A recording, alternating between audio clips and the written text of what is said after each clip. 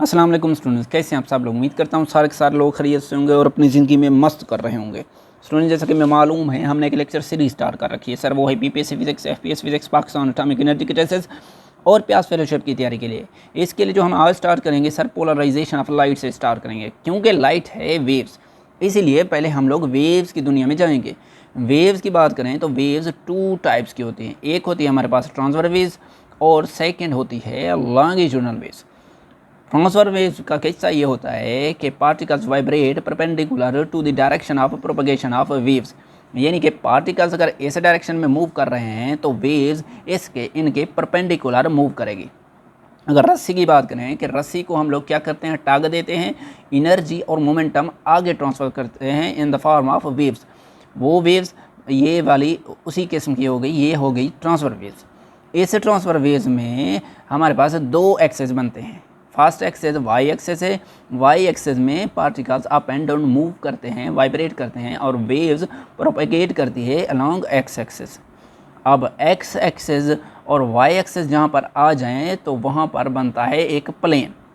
अब इस वेव्स को, इस वाली फिगर को या इस वाली फिगर को हम लोग एक प्लेन कहते हैं, और प्लेन को सिर्फ इस वाली शक्ल से भी ज़ाहिर कर सकते हैं। लाइन लगा दें, ऊपर तीर और नीचे भी एक एरो का निशान लगा देते हैं। ट्रांसफर वेव्स की बेस्ट एग्जांपल होती है हमारे पास लाइट वेव्स। सेकेंड है लॉन्गिट्यूडनल वेव्स।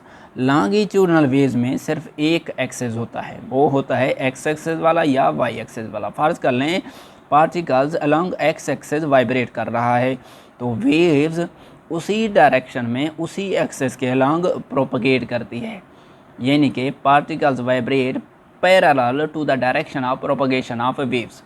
तो इस वाले केस में सिर्फ एक एक्सेस है, वाई एक्सेस नहीं है, तो इसीलिए यहाँ पर कोई प्लेन नहीं बनेगा। लॉन्गिट्यूडनल वेव्स की बेस्ट एग्जांपल होती है साउंड वेव्स। अब याद रखें एक बात, ट्रांसफर वेव्स जो होती हैं इन वेव्स में से ये वाली ट्रांसफर वेव्स पोलराइज्ड हो सकती हैं और लॉन्गिट्यूडनल वेव्स पोलराइज्ड नहीं हो सकती। फॉर एग्जांपल हमारे पास लाइट वेव्स है। लाइट वेव्स कौन सी है? ट्रांसफर वेव्स है। लाइट वेव्स को इलेक्ट्रोमैग्नेटिक वेव्स भी कहते हैं, क्योंकि इसमें इलेक्ट्रिक फील्ड भी होता है और मैग्नेटिक फील्ड भी होता है। फ़र्ज़ कर लें ये हमारे पास एक लाइट है, इस लाइट का सोर्स पड़ा हुआ है, तो इस लाइट से एक लाइट निकलेगी।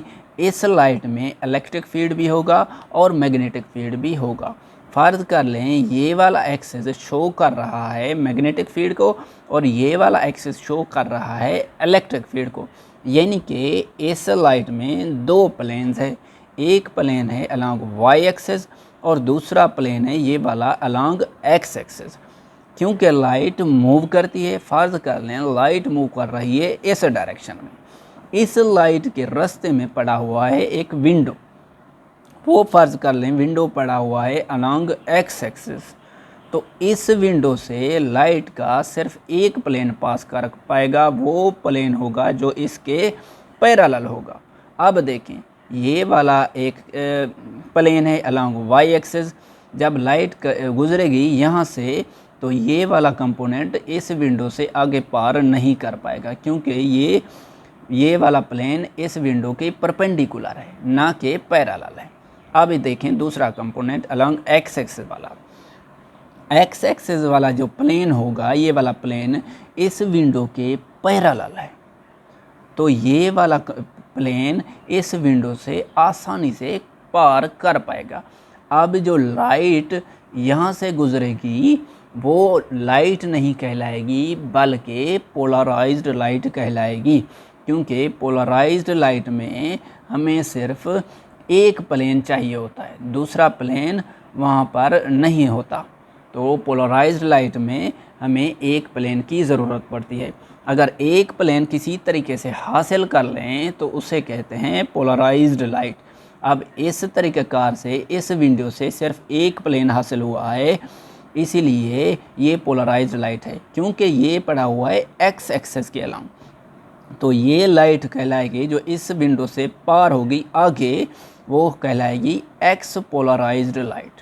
ओके, डन हो गया। देखें फ़र्ज़ कर लें हमारे पास एक लाइट का सोर्स है, लाइट का कोई भी सोर्स हो वो लाइट प्रोड्यूस करता है अनपोलराइज्ड लाइट। अनपोलराइज्ड लाइट में बहुत सारे प्लेन्स ऑफ वाइब्रेशन होते हैं। फर्ज कर लें ये एक प्लेन्स ऑफ वाइब्रेशन है अलोंग वाई एक्सिस, दूसरा planes of vibration along x axis है, तीसरा इन दोनों के दरमियान है और चौथा भी इन दोनों के दरमियान है। अगर हम लोग किसी तरीक़ेकार से बहुत सारे प्लेन्स ऑफ वाइब्रेशन से सिर्फ और सिर्फ एक प्लेन्स ऑफ वाइब्रेशन अलग कर लें तो उस लाइट को हम लोग कहेंगे पोलराइज्ड लाइट। ओके सर, ये लाइट का सोर्स है। लाइट क्या करती है, मूव करती है। फर्ज कर लें लाइट इस डायरेक्शन में मूव कर रही है। इस फिगर में मैंने दिखाया है बहुत सारे प्लेन्स ऑफ वाइब्रेशन हैं। ओके सर, अगर इन्हीं प्लेन्स ऑफ वाइब्रेशन को मैं अलहदा कर करके दिखाऊं तो वो कुछ इस अंदाज से नज़र आएंगे।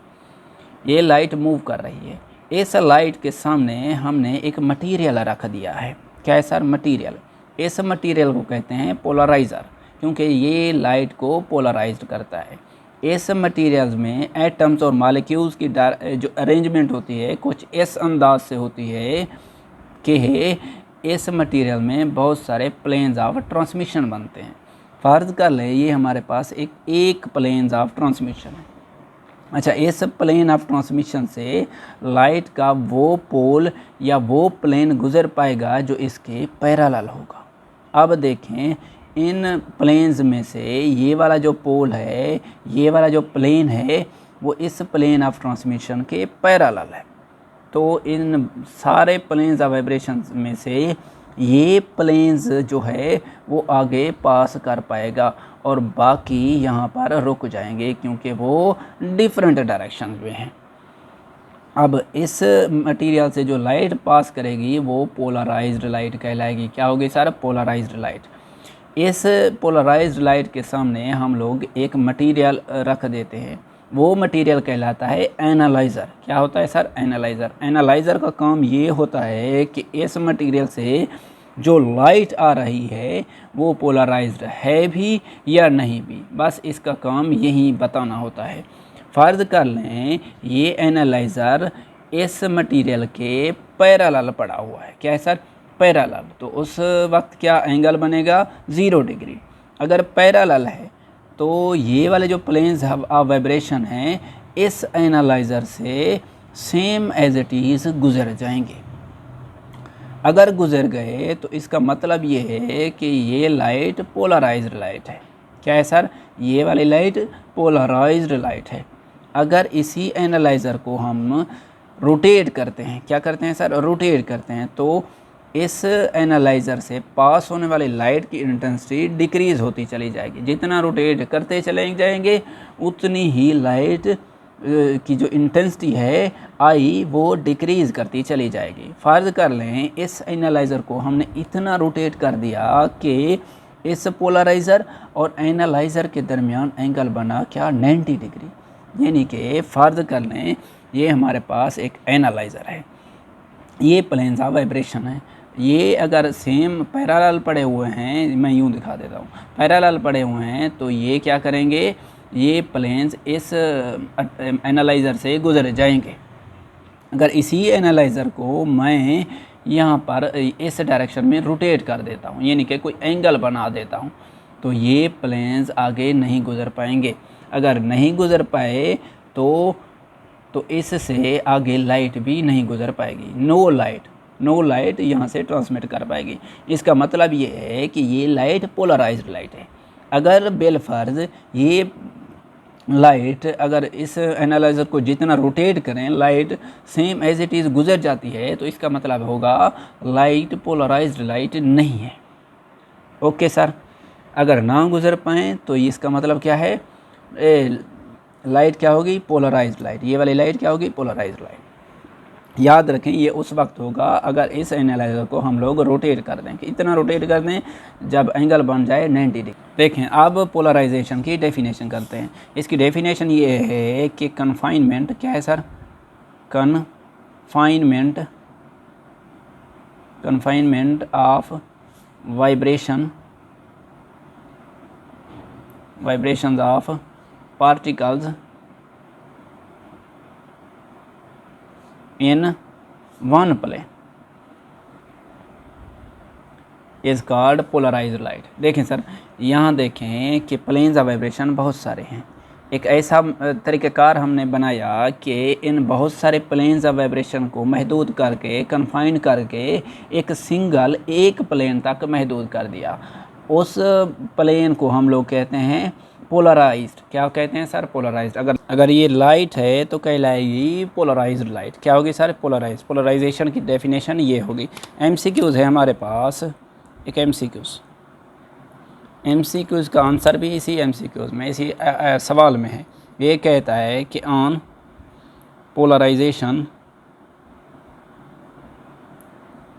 जो इंटेंसिटी होती है,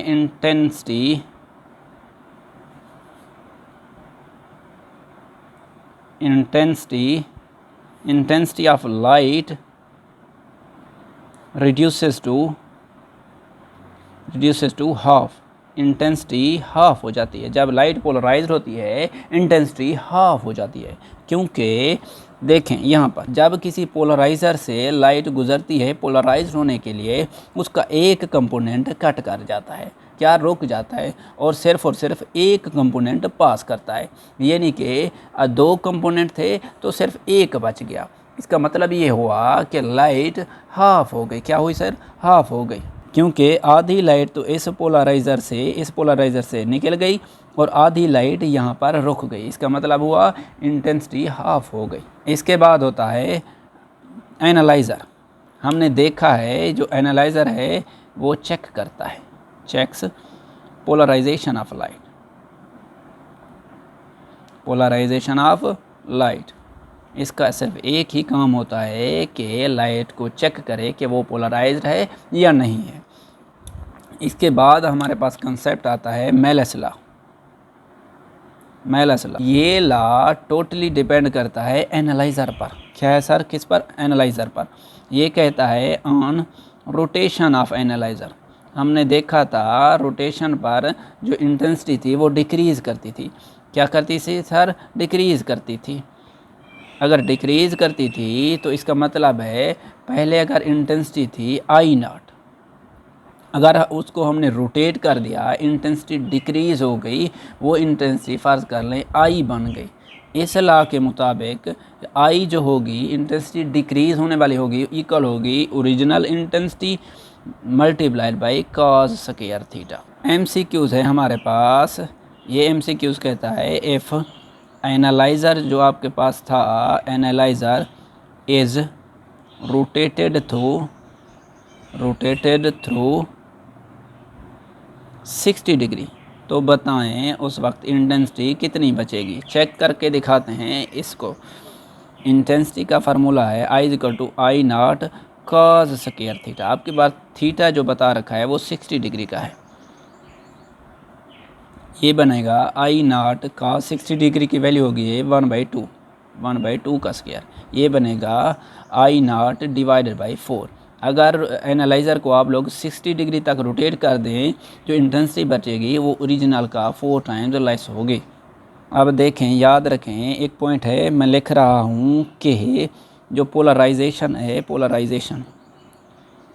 पोलराइजेशन क्या प्रूव करती है? पोलराइजेशन प्रूव करती है, proves transverse nature of light. क्या करती है sir? Transverse nature of light, ना कि लॉन्गिट्यूडनल नेचर को प्रूव करती है।